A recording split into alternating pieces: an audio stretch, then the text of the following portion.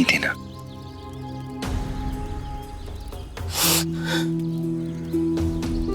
बैठ जाओ।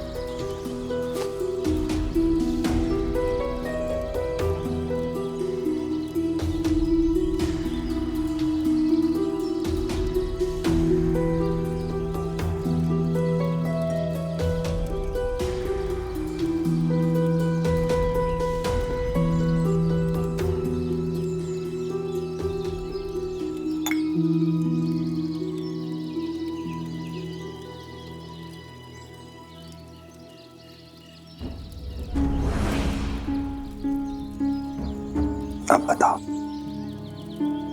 कहो क्या बात है। साई, मेरा नाम सौरभ है। बहुत गरीब ब्राह्मण कुल में मैं जन्म लिया। मेरे बाप दादा ने भी गरीबी देखी थी और मैं भी गरीबी के जंजाल में फंसा हूं। गांव में थोड़ी सी जमीन है, लेकिन उससे मेरे घर का गुजारा बहुत मुश्किल से होता है। जो दुख मैंने भोगे हैं, मैं नहीं चाहता कि मेरे बीवी बच्चे भी वही भोगे। इसीलिए मैंने बाहर काम करना शुरू कर दिया। थोड़ा बहुत काम मुझे मिला भी, लेकिन आए दिन कोई ना कोई मुसीबत आती रही और मेरी नौकरियां जाती रही। फिर भी मैंने हार नहीं मानी। सोचा दिवाली के बाद कोई अच्छा काम ढूंढ लेंगे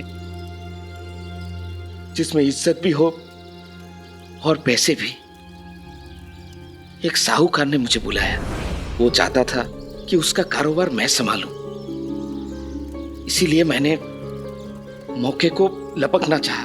लेकिन साई, मेरी बदकिस्मती देखिए, उस साहूकार के पास मेरे पहुंचने के पहले ही कोई और आदमी पहुंच गया और साहूकार ने उसे वो नौकरी दे दी। लोग सामान देके भी मुकर जाते। साई, उस साहूकार के भरोसे मेरे पास जो भी थोड़े बहुत पैसे थे, मैं वो खर्च करके यहाँ आया, लेकिन मेरे हाथ निराशा ही लगी। ये सब मेरे साथ ही क्यों होता है साई? गाँव वापस लौटने के लिए भी मेरे पास पैसे नहीं बचे थे, इसलिए मैं पैदल जा रहा था। रास्ते में एक बैलगाड़ी वाला दिखा जिससे मैंने मदद मांगी, लेकिन उसने भी मेरी मजबूरी का फायदा उठाना चाहा।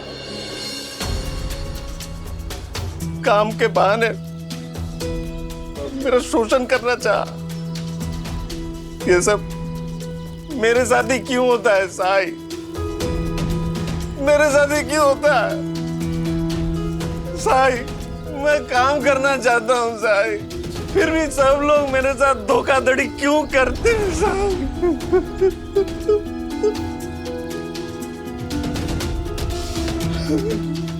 मुझे अमीर बनने का अवसर क्यों नहीं मिलता है साई? क्यों नहीं मिलता?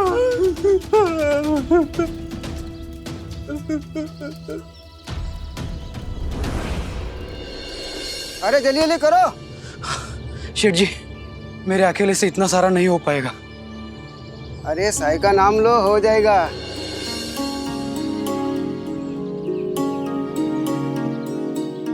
साई,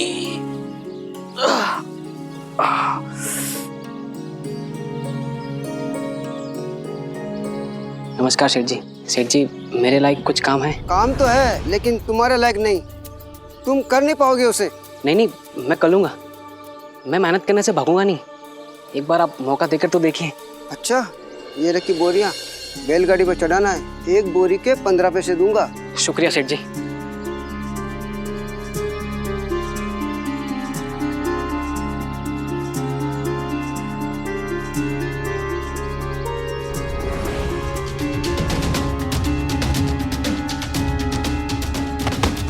हो गई तसल्ली?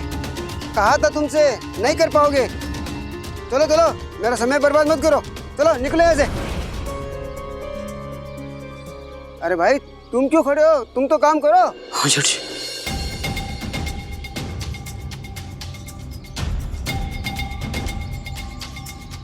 आए बड़ा काम करने वाला। चलो।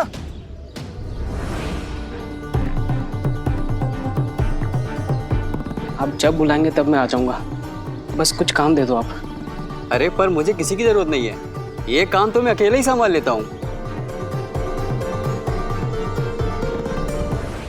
भाऊ, वो मुझे अरे तुम तो वही हो ना, उस दिन भाऊबीज के दिन आए थे। ढेरों साड़ियाँ दिखाई मगर एक भी नहीं खरीदी थी तुमने, और तो और बिना बताए गायब हो गए थे।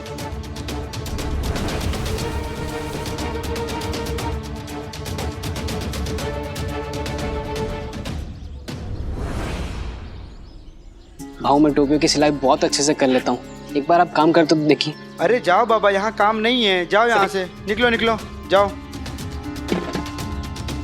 मेरा ही धंधा नहीं हो पा रहा है, मैं तुझे कहाँ से काम दूँ?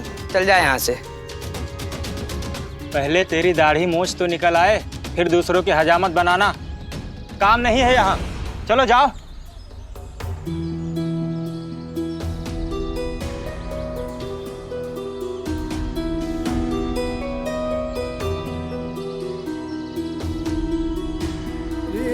पूरी शिरडी घूम ली, सबसे काम मांगा, लेकिन किसी ने भी काम नहीं दिया। क्या मैं हार मान लूं?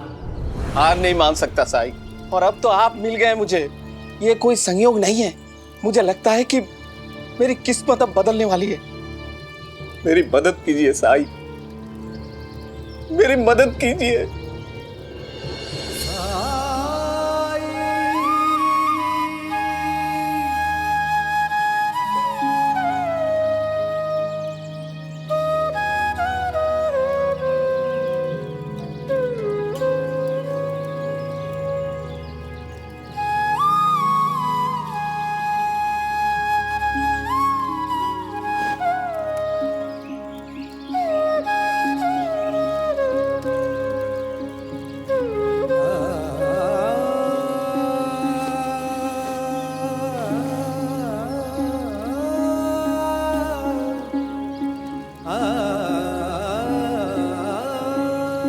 शिरडी में काम ढूंढने के लिए भोर से अपने घर से निकले हो, कुछ खाया नहीं है तो भूख तो लगी होगी ना।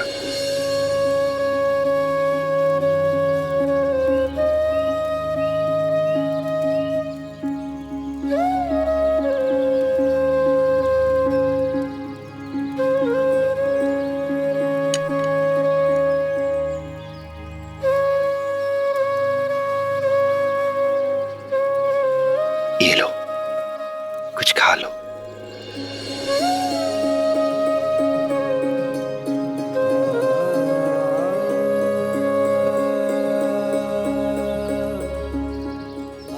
साई, आप भी कुछ खा लीजिए।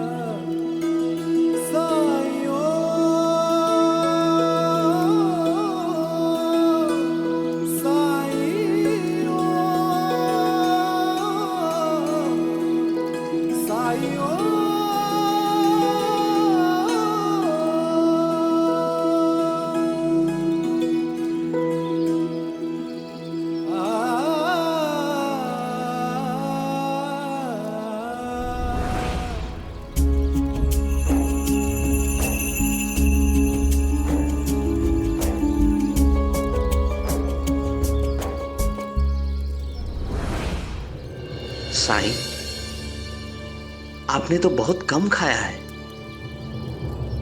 मैं जानता हूं तुम्हारी तरह तुम्हारा परिवार भी भूखा होगा, उन्हें भी खाने की जरूरत है,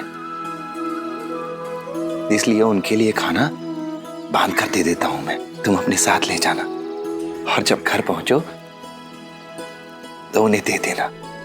साई, बहुत सुना था आपके बारे में, आप बड़े दयालु हैं, बड़े दयालु।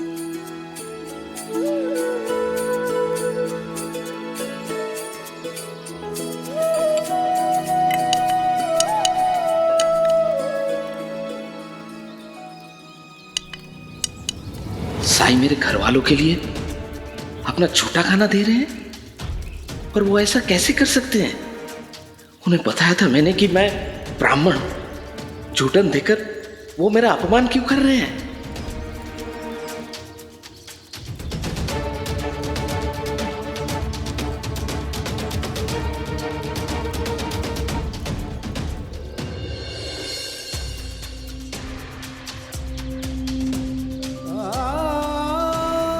पिताजी सही कहते थे।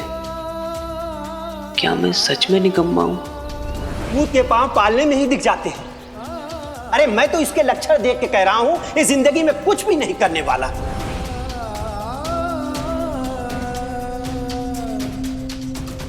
लगता है अब मेरे लिए कोई उम्मीद है ही नहीं।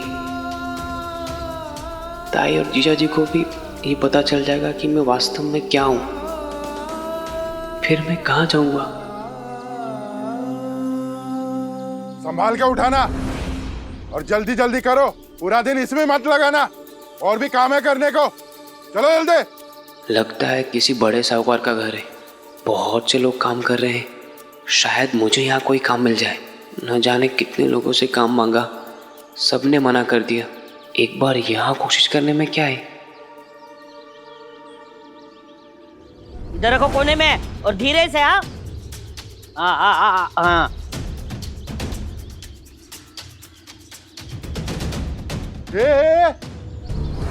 कहाँ घुसे चले आ रहा अंदर? धर्मशाला है ये, चल भाग यहाँ से। नमस्कार भाऊ, मैं वो काम ढूंढ रहा हूँ। मेरे लायक कोई काम मिल जाता तो। अरे सुना नहीं क्या तूने? आज चला आ रहा है, चल निकल जा यहाँ से।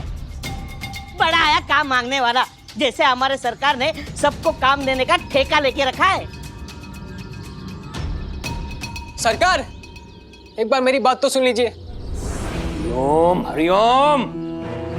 कौन है ये मूर्ख? मेरी गिनती भुला दी इसने। क्षमा कीजिए सरकार, मैं आपको परेशान करना नहीं चाहता था। मैं तो बस आपके पास काम मांगने आया हूँ। बालकों के लिए मेरे पास कोई काम नहीं है, जाओ यहाँ से। सरकार, मैं कोई भी काम कर लूंगा सरकार। मैं बस अपने आप को काम में व्यस्त रखना चाहता हूँ। मैंने कहा यहाँ से जाओ, मेरी धैर्य की परीक्षा मत लो। सरकार जाओ। सरकार, सरकार ऐसा मत कीजिए सरकार। मेरे लायक कोई तो काम होगा सरकार।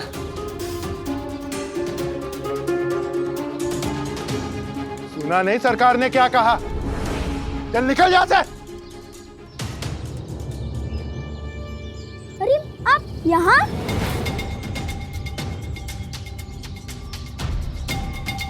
गोविंदा इधर आ।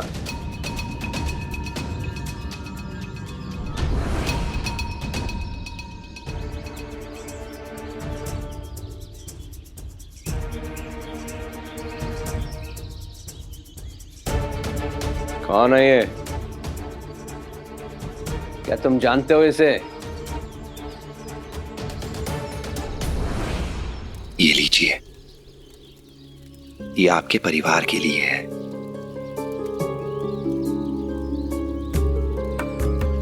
क्या हुआ, कोई समस्या है क्या? नहीं सही, कोई समस्या नहीं।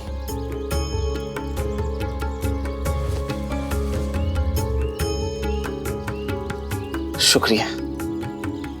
राम जी भला करें।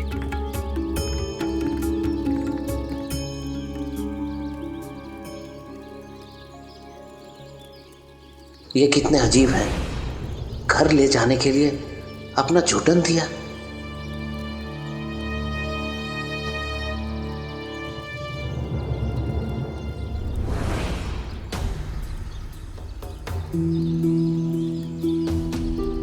इनकी पीड़ा और मन स्थिति मैं अच्छी तरह समझती हूँ साईं। अपने परिवार और खुद की तरक्की के लिए और खुद को आत्मनिर्भर बनाने के लिए मैंने भी जरी का काम शुरू किया था। मैं भगवान से प्रार्थना करूंगी कि जल्द से जल्द इनकी समस्या हल हो जाए और इन्हें मनपसंद काम मिल जाए। हुई है सोई जो राम रचि राखा।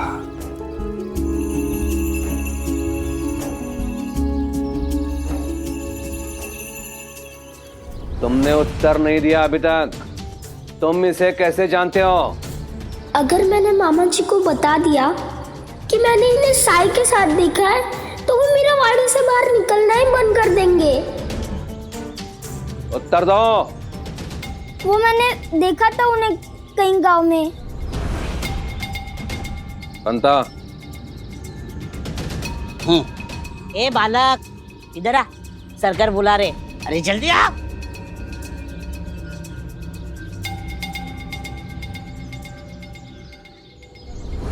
प्रणाम सरकार।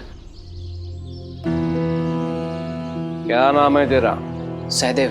पिता का? जी गजानन आपटे। गजानन आपटे, इसका अर्थ ये है कि तुम शिरडी के नहीं हो। जी सरकार, मैं अपने जीजा जी के यहाँ आया हूँ। क्या नाम है तुम्हारे जीजा का? वो अरे कामचोर, खाता है एक पसेरी का और एक मन भर की बोरी नहीं उठा सकता। गलती हो गया सरकार, मुझे माफ कीजिएगा सरकार। बंता। ए, सरकार ने तुझे काम से निकाल दिया है। चल निकल जा यहाँ से। सुना नहीं सरकार ने क्या कहा? हाँ? सर माफ कीजिएगा सर। यहाँ से चल, चल निकल सरकार। चल जल्दी कर।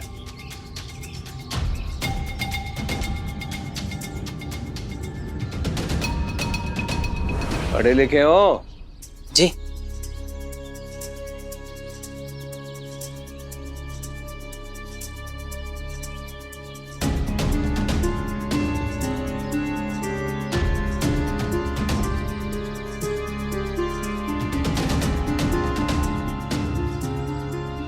इसका हल निकाल सकते हो?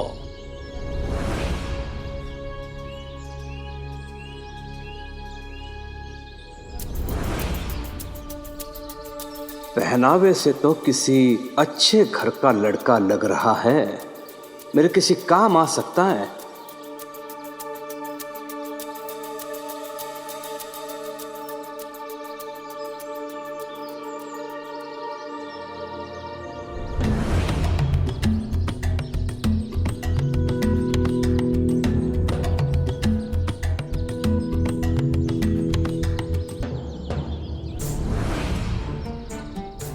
उत्तर तो बिल्कुल सही है। प्रमाण मिल गया कि ये शिक्षित है और हिसाब किताब भी कर सकता है, और फिर ये काम का भूखा है। कम दाम में इससे काम करवाऊंगा मैं। कितना पारिश्रमिक लोगे? सरकार, आपको जो मुनासिब लगे, मुझे तो केवल काम चाहिए।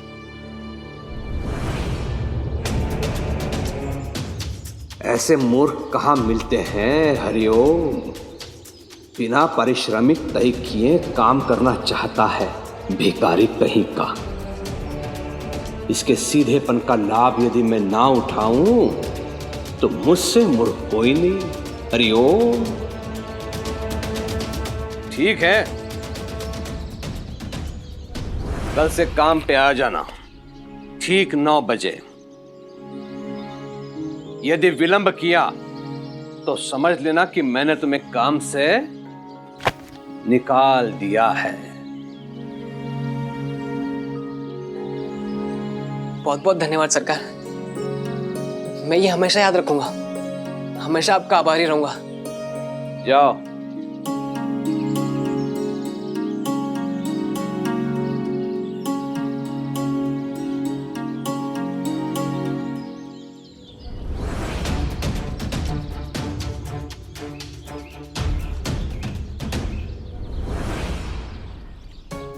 साई से मदद मांगी थी, लेकिन उन्होंने क्या किया?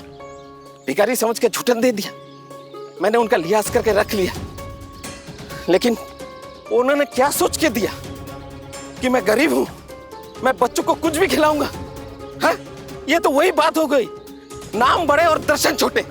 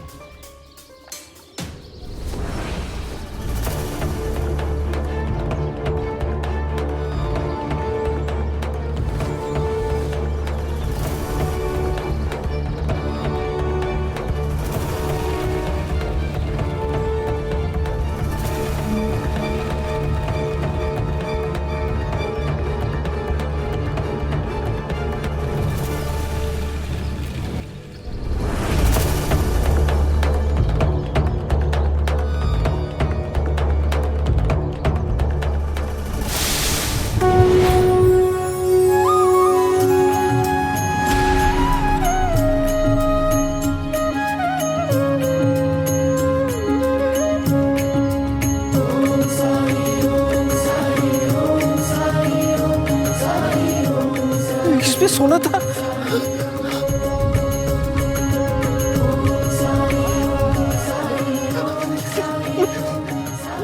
ये मैंने क्या कर दिया? तुम्हारा परिवार भी भूखा होगा, उन्हें भी खाने की जरूरत है, इसलिए उनके लिए खाना बांध कर दे देता हूं मैं।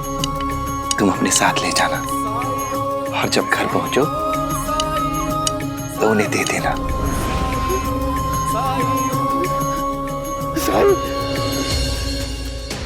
ये आपका चमत्कार था और मैंने आपके आशीर्वाद को झूठा समझ के फेंक दिया। मैंने जो गलती की है उसको सुधारा नहीं जा सकता। सच में मैं बहुत अभागा हूँ साईं, मुझे माफ कर दो साईं, मुझे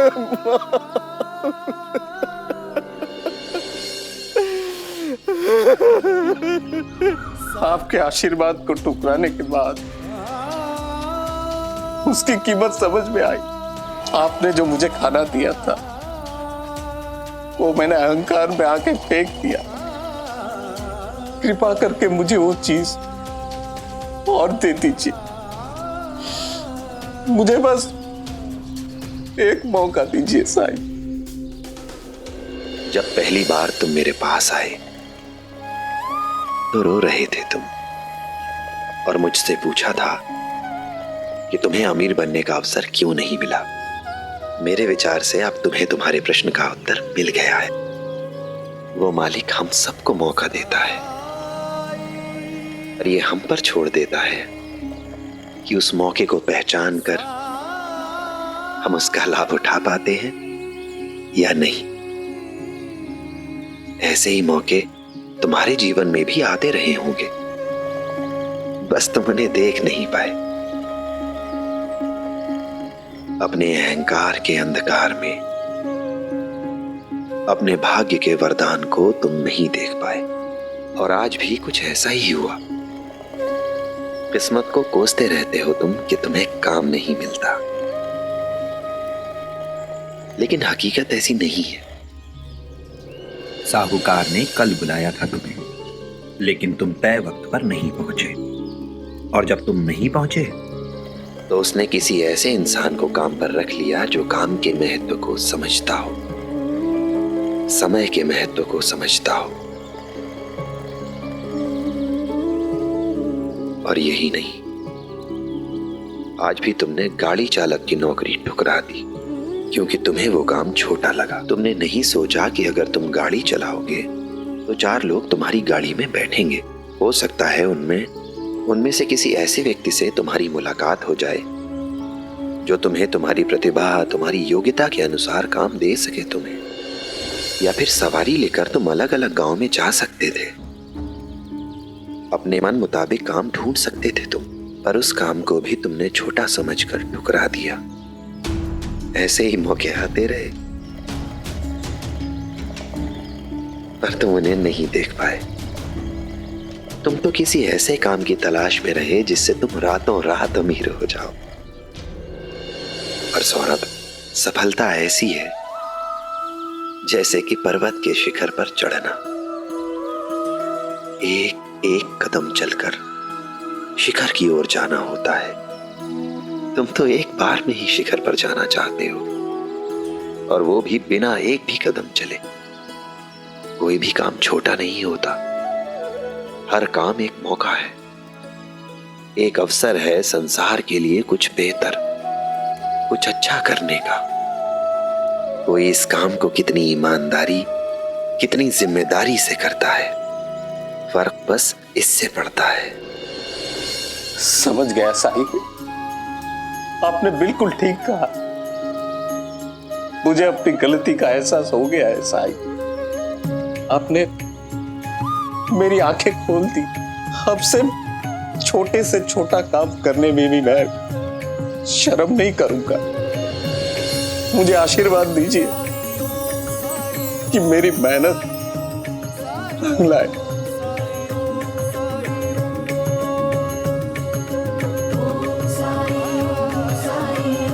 राम जी भला करें।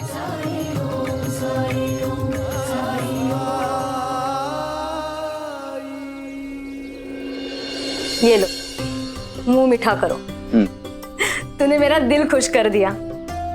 मुझे पूरा यकीन था कि तू कुछ ना कुछ तो जरूर करेगा, लेकिन इतनी जल्दी अपने पैरों पे खड़ा हो जाएगा ये नहीं सोचा था। अब आने दो बाबा को, उनसे पूछूंगी मैं क्यों मेरे होनार भाई पे बिना बात के गुस्सा करते थे। वैसे नौकरी कहाँ मिली है, काम क्या है? देखो शिरडी बहुत बड़ी जगह तो है नहीं, तो जरूर हम उन्हें जानते होंगे। हे भगवान, ताई काम मिलने की खुशी में मैं इतना उत्साहित हो गया कि मैंने उनका नाम पूछा ही नहीं। मैं आप लोगों को सीधा खुशखबरी बताने आ गया। समझ सकता हूँ तुम्हारी भावनाओं को, पर कुछ तो पता होगा उनके बारे में। हाँ, वो बड़े अमीर हैं और अपना उद्धव का दोस्त है ना, वो भी मुझे वहां मिला था, पर उसका नाम उद्धव जानता होगा। उद्धव? रहने दो, उद्धव अभी तो पढ़ाई करने के लिए बैठा है, और वैसे भी क्या फर्क पड़ता है किसने नौकरी दी। और ये क्या कम है कि बिना जान पहचान के इसको काम दिया है। वो जरूर अच्छे लोग होंगे। अब मेरा भाई भी औरों की तरह काम करेगा, मेरे लिए यही बहुत है। ये समाचार मैं साईं को बता कर आता हूँ, क्योंकि उन्होंने ही मुझे काम करने के लिए प्रेरित किया है। मैं जाके आता हूँ। रुको,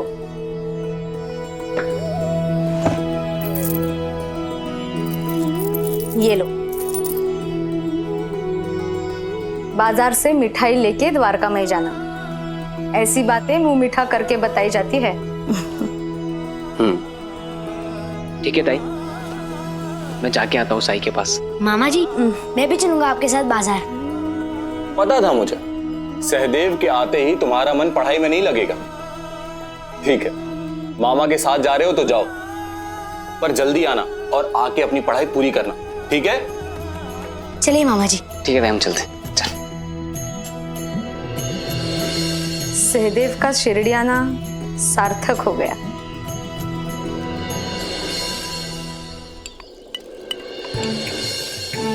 साई,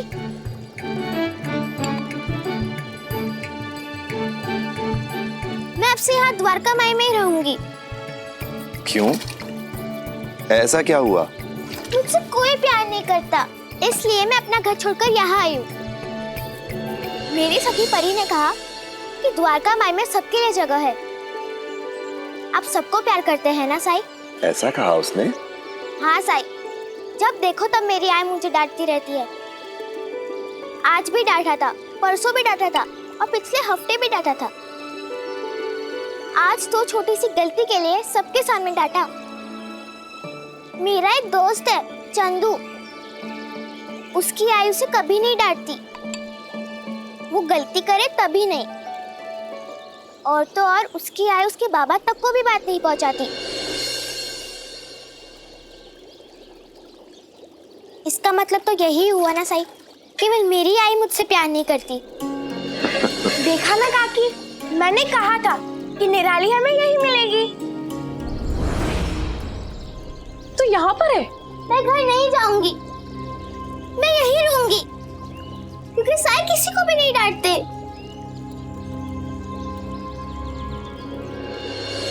निराली कह रही थी कि आप उसे बहुत डांटती हैं। सही कह रही है ये, पर आप ही बताएं साई, अगर ये शैतानी करेगी, जिद करेगी, तो क्या मैं इसे लाड करूंगी, बिगड़ने दूंगी? नहीं ना। पर ऐसा क्या कर दिया निराली ने? अब कल ही की बात लीजिए, इसने इसके काका के घर पे घी से भरा मटका फोड़ दिया। वो लोग तो संकोच के मारे कुछ बोले नहीं, पर मैं तो चुप नहीं रह सकती ना। मैंने इसे 2 दिन तक घर से बाहर आने जाने पर रोक लगाकर इसे सजा दी है। इसकी और कारस्तानी बताती हूँ। पिछले हफ्ते पड़ोस में शादी थी, ये वहाँ बच्चों के साथ उधम मचा रही थी। दूल्हे के घर जाने वाली नई धोती पर हल्दी का कटोरा गिरा दिया। और भागकर घर आ गई और धोती भी छुपा दी। जब आई को वो धोती मिली तो आई ने उनको बता दिया कि मैंने क्या किया था और मुझे उन लोगों से माफी मांगनी पड़ी। आई, आप बाबा की नई धोती दे सकती थी ना, जिससे उन्हें पता ही नहीं चलता कि मैंने क्या किया था। गलती पर पर्दा डालने से गलत सही नहीं हो जाता। अगर आपके जगह चंदू की आई होती ना तो वो आपके जैसा कभी नहीं करती। साहिल, क्या अपने बच्चों की गलतियों पर उन्हें डांटना, सजा देना गलत है? निराली, तुमने सुना ना तुम्हारी आई क्या कह रही है? और तुम्हें क्या लगता है कि वो गलत है? हाँ साई।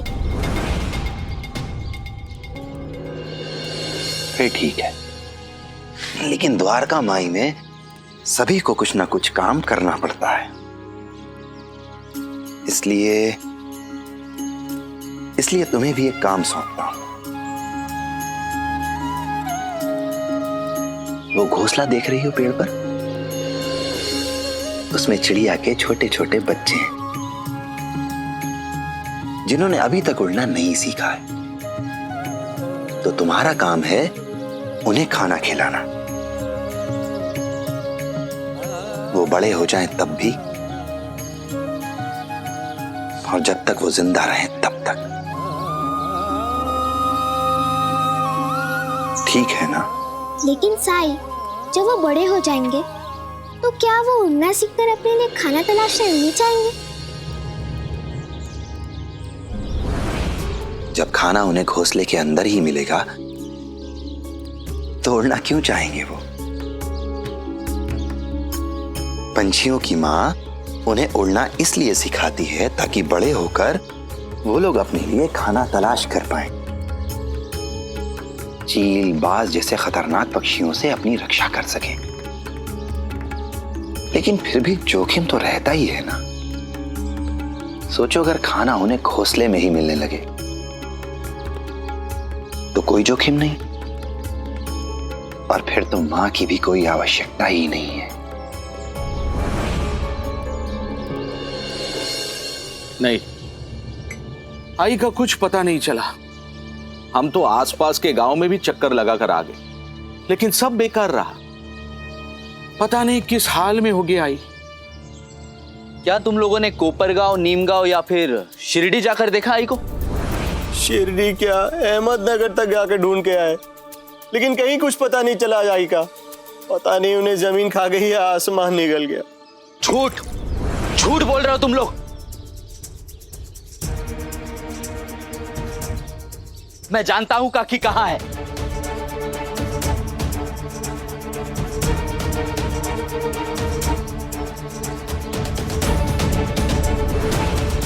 ये क्या कह रहे हो तुम? बलराम, लक्ष्मीकांत, तुम्हारा सच सामने आ चुका है। मैंने तुम्हारी आई को शिरडी में देखा है।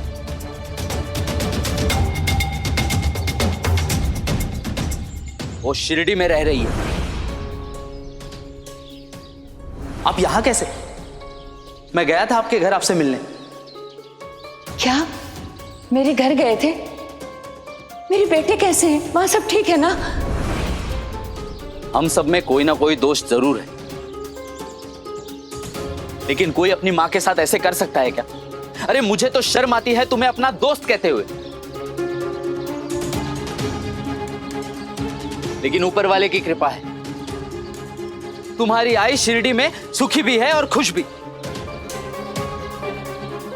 क्योंकि वो वहां अच्छे लोगों के बीच में जो उनके साथ इज्जत से, सम्मान से और प्यार से पेश आते हैं। और जानते हो, वहां उन्होंने अपना जरी का काम फिर से शुरू कर दिया।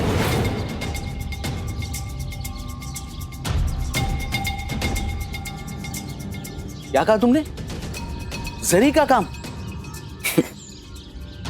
फिर तो तुम्हें जरूर धोखा हुआ है। अरे हमारी आई तो अंधी है, वो कुछ नहीं देख पाती। लगता है तुमने मेरी बात ध्यान से नहीं सुनी। तुम्हारी आई शिरडी में है, जहां साई रहते हैं। साई, जिन्होंने कई चमत्कार किए हैं। अरे उन्होंने ही तुम्हारी आई की आंखों की रोशनी लौटाई है। काश साई तुम जैसे कुपूतों को भी सद्बुद्धि दे पाते, स्वार्थ में अंधे हो चुके बेटों को ठीक कर पाते। बस शरद भाऊ, बस शरद भाऊ, बस एक शब्द और नहीं। हम सुन रहे हैं, इसका मतलब ये नहीं कि आप हमारा अपमान करोगे। और जो कुछ भी हुआ वो हमारे घर की बात थी। वैसे भी तुम जैसे लोगों के साथ बात करना कौन चाहता है?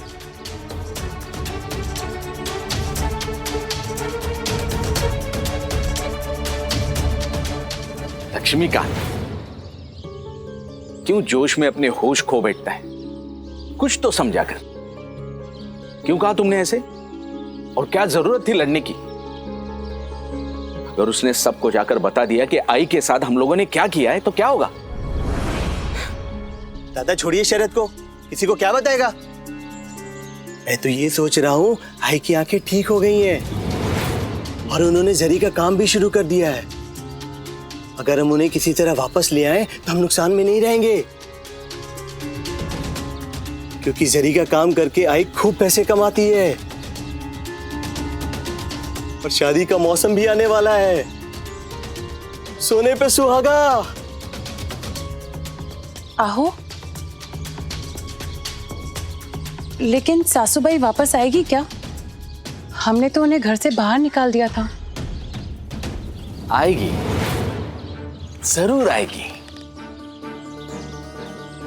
वो हमें इतना प्यार जो करती है, बस हमें एक बार उसके पैर पकड़ लेने हैं, फिर वो मना नहीं कर पाएगी।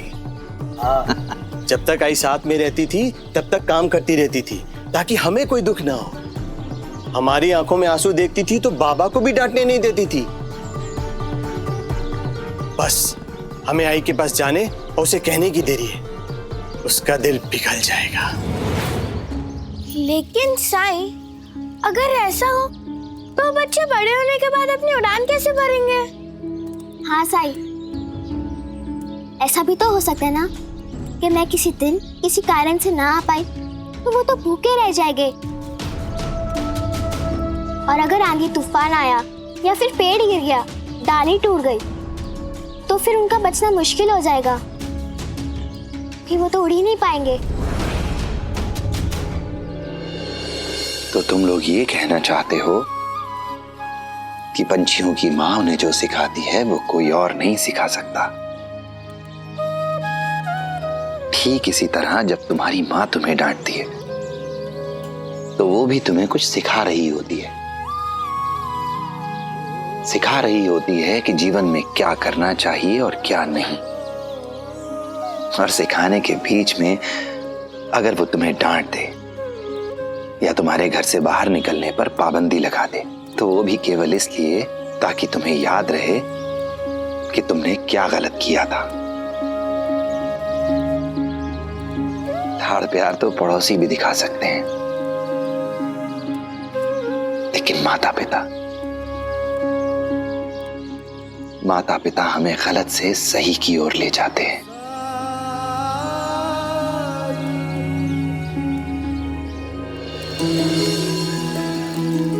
उद्धव, मुझे कुछ समझ नहीं आ रहा, मैं क्या लूं? वैसे साई को क्या पसंद है? मामा जी, साई की अपनी कोई पसंद नहीं है। वो कहता है कि जो भी प्रेम से दिया जाए वो उन्हें पसंद है। और द्वारका में मिठाई आती है तो साई हम बच्चों को दे देते हैं।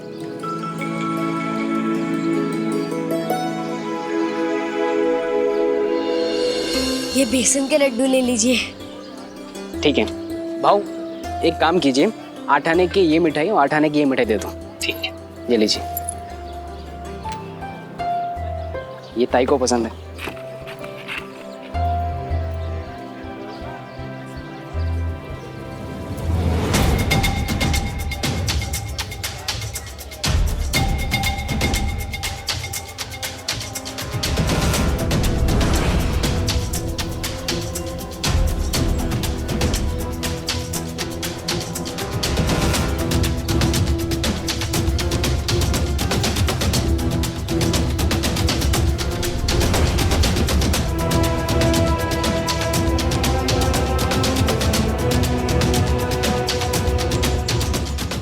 मामा जी चलिए, हमें मिठाई मिल गई। मामा जी चलिए ना, हमें साई के पास जाना है।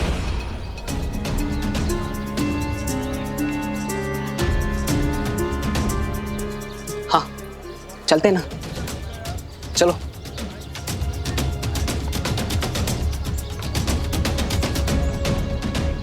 और आई ने सबके सामने जो किया। अगर आई ने तुम्हें सबके सामने डांटा, सबके सामने तुमसे गलती कबूल कराई, तो मैं समझता हूं तुम्हें बुरा लगा होगा। पर सबके सामने गलती स्वीकार करा के उन्होंने तुम्हें बहुत हिम्मत का काम करना सिखाया है। गलती हम सब करते हैं, लेकिन सबके सामने अपनी गलती स्वीकार करने की हिम्मत ये सब में नहीं होती। और अब वो गलती तुम दोबारा नहीं करोगी, तो फिर ये तो अच्छी बात हुई ना।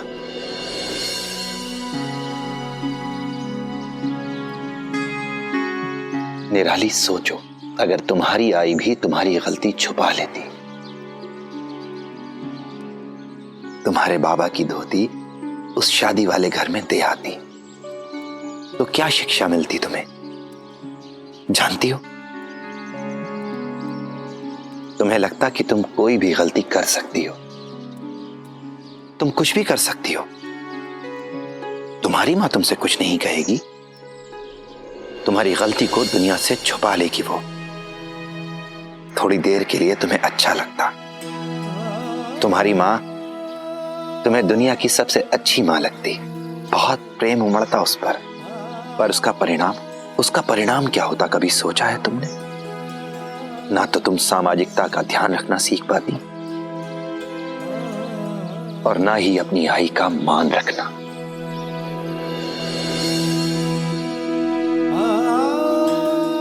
मां संसार में सबसे बड़ा शुभचिंतक है, इसलिए उसकी कोई भी बात अस्वीकार करने से पहले सोचना चाहिए, सुनना चाहिए कि आखिर वो कहना क्या चाहती है।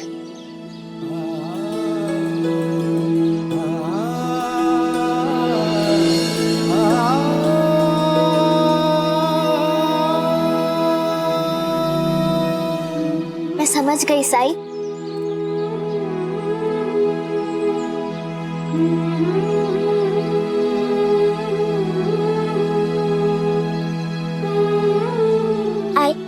अब से मैं आपकी हर बात मानूंगी।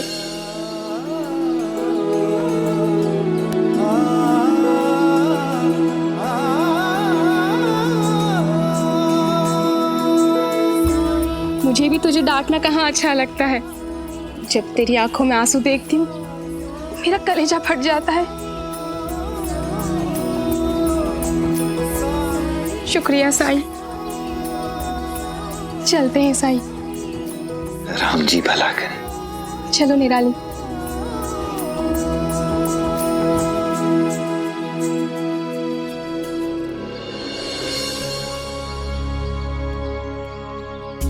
सही कह रही थी निराली की माँ। कोई भी माँ अपने बच्चों की आंखों में आंसू नहीं देख सकती। मैं भी अपने बेटों को रोते देखती थी ना, उनकी हर बात मान लेती थी।